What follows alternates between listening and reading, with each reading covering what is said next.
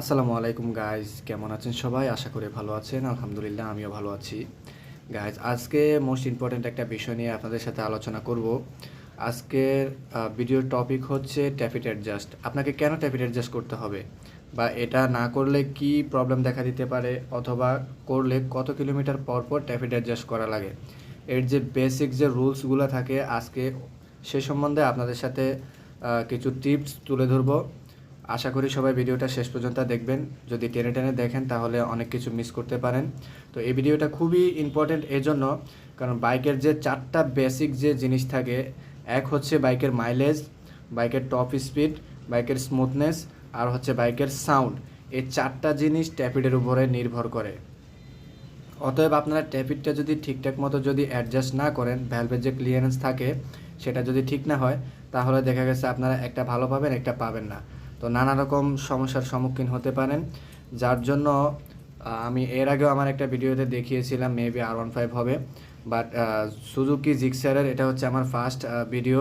যারা দেখেননি তারা এই ভিডিওটা অবশ্যই শেষ পর্যন্ত দেখবেন, তাহলে আপনারা সম্পূর্ণ ক্লিয়ার হয়ে যাবেন। আর আমি এই একটি ভিডিওর মধ্যে সুজুকির যে কয়টা মডেল আছে, BS6 FI এবং কি FI ছাড়া যে কটা মডেল আছে, সব কটা মডেলের যে ট্যাপিডের মাপ হয়, আমি আজকে আপনাদেরকে এই ভিডিওতে দেখিয়ে দেব।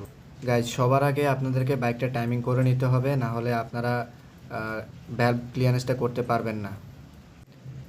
FI বাইকের ক্ষেত্রে ইনটেক সাইড হবে 0.08 mm, আর এক্সজস্ট সাইড হবে 0.010 mm, অথবা আপনারা 12 mm দিতে পারেন যদি খুব বেশি প্রবলেম না মনে করেন।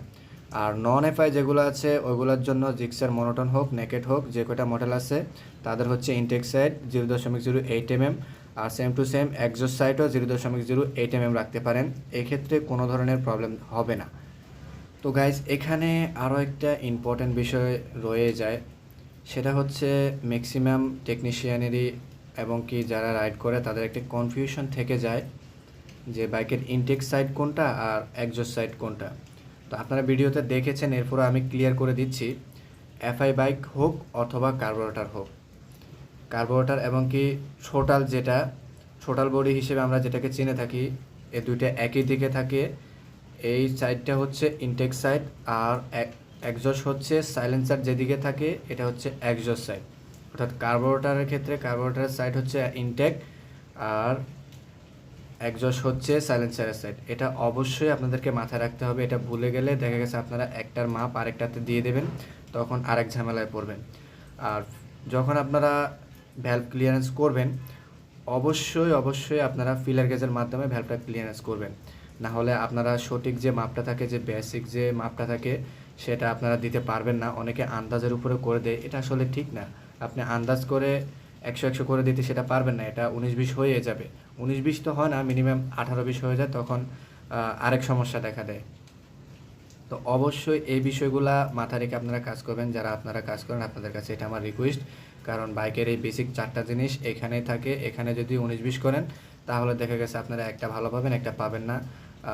বাইকাররা বাইকটা রাইড করে খুব একটা ভালো কিছু পাবে না। তো গাইজ, আশা করি আপনারা বিষয়টা বুঝতে পারছেন। আর ভ্যালভ ক্লিয়ারেন্স কতদিন পর পর করতে হয়, এটা হচ্ছে আপনার রাইডের উপরে নির্ভর করে। আর এমনি যদি আপনি সাধারণভাবে যদি জানতে চান, সেটা হচ্ছে প্রতি 5000 কিলোমিটার পর পর ভ্যালভ ক্লিয়ারেন্সটা চেক করা প্রয়োজন। যদি প্রয়োজন পড়ে, তাহলে অনেক সময় দেখা যায় একটু কমে যায়, অনেক সময় বেড়ে যায়। তো ওই ক্ষেত্রে আপনারা কমিয়ে বাড়িয়ে দিয়ে দেখতে পারেন। আর সাধারণত অতিরিক্ত রাইড করার কারণে ভ্যালভ ক্লিয়ারেন্সটা, যে ক্লিয়ারেন্সটা থাকে, সেটা অনেক সময় জ্যাম হয়ে যায়, অনেক সময় লুজ হয়ে যায়। তো অবশ্যই এই বিষয়টা আপনারা মাথায় রাখবেন। আর ভিডিওটি যদি ভালো লাগে, অবশ্যই একটি লাইক দিবেন এবং কি শেয়ার করে একটু অন্যদেরকে দেখার সুযোগ করে দেবেন, কারণ অনেকেই আছে এই বিষয়টা নিয়ে খুবই ঝামেলার মধ্যে আছে। তাই অবশ্যই ভিডিওটি একটু বেশি বেশি করে শেয়ার করবেন। আর আপনি যদি আমার চ্যানেলে যদি নতুন হয়ে থাকেন, তাহলে অবশ্যই চ্যানেলটা সাবস্ক্রাইব করে রাখবেন। আর যারা আমার ফেসবুক পেজ থেকে দেখতেছেন, তারা অবশ্যই পেজে একটু ফলো দিয়ে রাখবেন। আর আজকের ভিডিওটা এই পর্যন্তই ছিল গাইজ। দেখা হবে পরবর্তী কোনো ভিডিওতে। সে পর্যন্ত সবাই ভালো থাকবেন, সুস্থ থাকবেন।